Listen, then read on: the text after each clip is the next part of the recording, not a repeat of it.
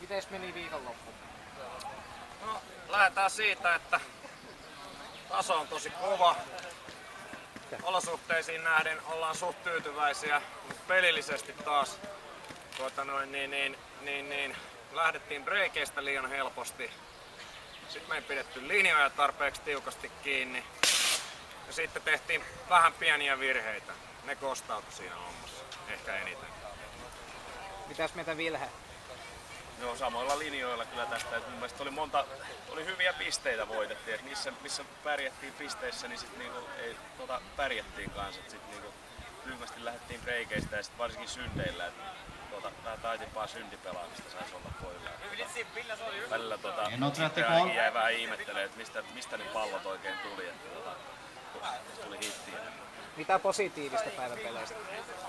Ne mitkä voitettiin, niin me voitettiin ne aika puhtaasti. Et kun päästiin suojille, niin, meillä oli silloin meidän oma peli hallinnassa. Ja silloin oli hyvä fiilis pelata. Se oli niinku positiivista, että silloin tuntui hyvältä.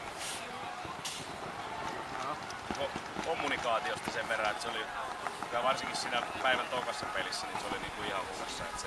Siitä ei, vaikka sitä oltiin niinku reenattu varmaan kuukauden verran nyt hierottu aika paljon ja keskitytty kommunikaatioon tosi paljon, niin se oli niinku hukassa välillä, että se unohtui niinku ihan kokonaan. Se oli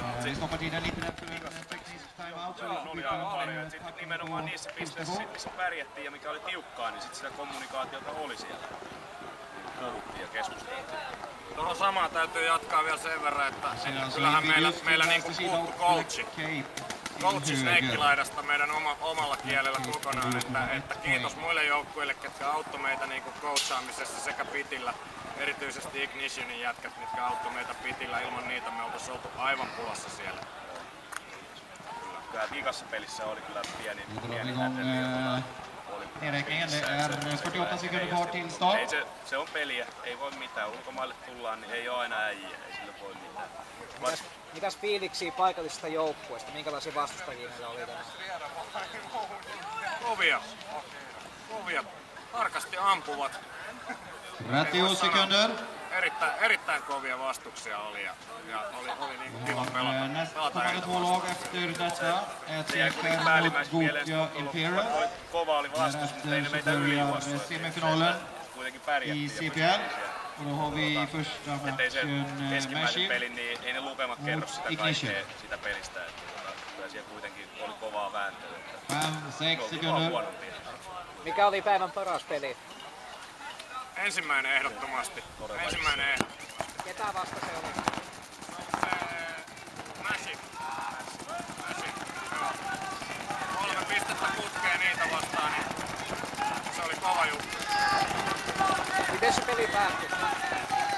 5-3 hävittiin. Ei sitä loppujen lopuksi.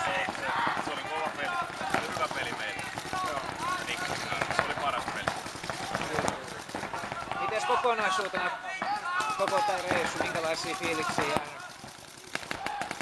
Tosi hyvät fiilikset, tosi hyvin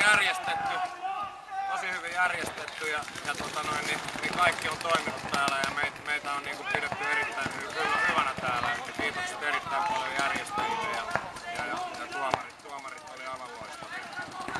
Niinku hienosti järjestetty, musiikki soi taustalla ja tälleen näin ja kuuluttajat ja kaikki ja sit saa hyvää safkaa ja kaikki. Tää on niinku semmonen, että tää on niinku joku ei mikään peltoskapa.